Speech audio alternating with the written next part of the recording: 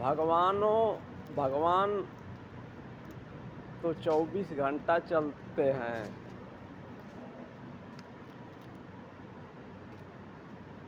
और भगवान कितने हैं आप लोग हमेशा याद रखें। भगवान 3 है। असली भगवान की पूजा करें, फूल लगाएं, आत्मनिर्भर भारत बने। हम तो देखा था पढ़े वाला भी आत्मनिर्भर नहीं बनता न। लेकिन हाँ भाई, जो प्रेम रहेगा तभी ना आत्मनिर्भर बनेगा आदमी, जब सत्कर्म करेगा। यानी भगवान सब में, भगवानों का अंश सभी में है।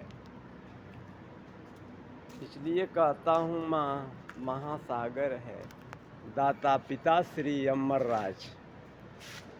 और गुरुजी नहीं दिखेंगे, फोटो डाल देता हूँ।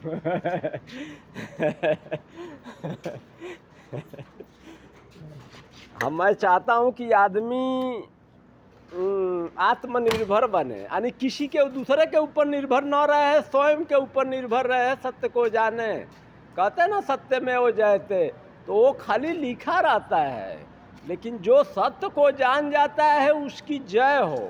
तो मैं चाहता हूं कि आदमी के रूप में सभी की जय हो।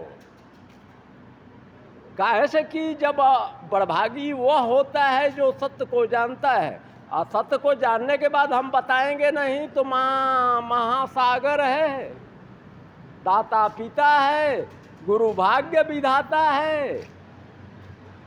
हाँ? हम सत्य को जानते ही नहीं है, सदा परेशान रहते हैं।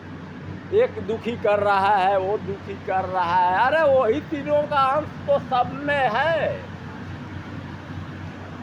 सब में है भगवानों का अंश, किसमें नहीं है। राजा हो या भिखारी, चूटी हो या हाथी, फूल हो या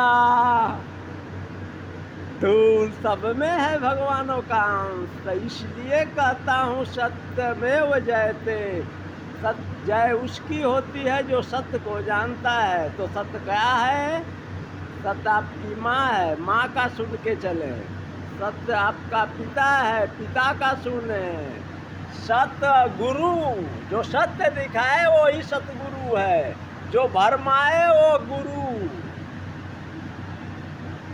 खजाना सभी को नहीं मिलता है, ज्ञान ही वो खजाना है जो पारस है, पारस को देखता है। सभी को हीरा बना दे चाहे तो, सभी को सोना बना दे, सभी को मोती बना दे, इतना पावर आ जाता है उसके अंदर। सत्यमेव जयते, जो सत्य को जान जाता है उसकी जय है। अरे माँ का ही राज चल रहा है, ठंडी किसका अंश है? माँ का है। पिताश्री का राज खत्म हो गया, पिताजी अब दूरे चले गए हैं, अब माता रानी का राज आ गया है। अब मालूम पड़ेगा ना कि अब कितनी ठंडी लग रही है सवेरे सवेरे। चलिए ठीक है, माँ के गोद में है सृष्टि। नहीं तो पिताजी को जानते ही हैं आपको कि जब गर्मी पड़ती है तो आदमी व्याकुल हो जाता है। ये जो हमारी शरीरिया है, ये 5 तत्व कहते हैं, ये पिंजड़ा है। इसमें मेन सरदार कौन कौन से हैं? पानी, भोजन और हवा, यही तीनों मिल के यही रचनाकार है, यही रचनाकार है। जैसे कहते ना खाद, पानी और दवा, बस यही तीन ही सृष्टि करता है। और उसको जानने में बुढ़ौती आ जाती है। पढ़ने के बाद भी लोग आत्मनिर्भर नहीं बनते हैं। तो इसका मतलब यही है कि जो पढ़ता नहीं है दिल से, वो सत्य को नहीं जान। हाँ, बात तो सही है कि जो आत्मा का ज्ञान होता है वो पढ़ाई में नहीं है, राह दिखाया जाता है। सतगुरु उसको कहते हैं जो सभी को राजा रानी बना दे अपने अपने परिवार का। सतगुरु बनना आसान है? सतगुरु बनना आसान नहीं भैया। हाँ, गुरु बन सकते हैं, ना असली गुरु तो भगवान लोग हैं। हम जानते हैं, इतना ही जानते तो हम काहे बदल जाते हैं। भगवानों का अंश तो सब में है, पूरी रचना रचना उन्हीं का है। उसी को जानने के बाद उसी को कोई विज्ञान कहता है, कोई ज्ञान कहता है, कोई प्रेम कहता है। लेकिन मन हमारा तो आदमी का ही है ना। कभी कभी इतना जानने के बाद भी मैं दुखी हो जाता हूँ। काहे? आदमी को कभी भी सत्य को हमेशा याद रखना चाहिए और फूल तो लगाना ही चाहिए। जो फूल नहीं लगाएगा उसे आत्मा का ज्ञान नहीं होगा भैया। हमके तो फूलवे लगाओ लगाओ तो भगवान मिल गए, तीनों भगवान मिल गए।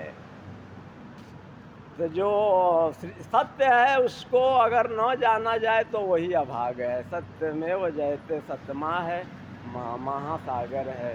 सतपिता श्री अमर राज सूर्य हैं, गुरु भोलेनाथ जी चंद्रमा। आप सभी को बधाई, आप सभी को बधाई।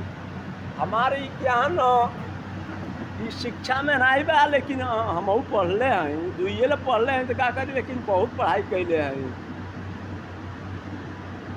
और जो सत्य का हमें ज्ञान मिला है वो हमारे सत्य प्रेम का, सत्कर्म पे। हम सत्कर्म नहीं करते तो हम सभी को राजा रानी नहीं बना पाते। हाँ, सत्य है, जो सत्य पर चलता है उसकी जय है। लिखल रहेला ना सरकार में, सत्यमेव जयते,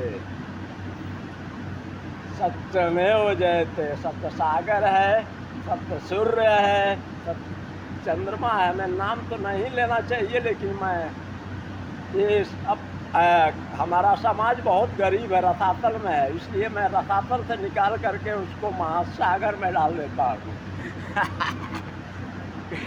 आप सभी को बधाई, आप सभी को बधाई। बहुत बड़ा वीडियो हो जाए, लोड हो जाए वाला।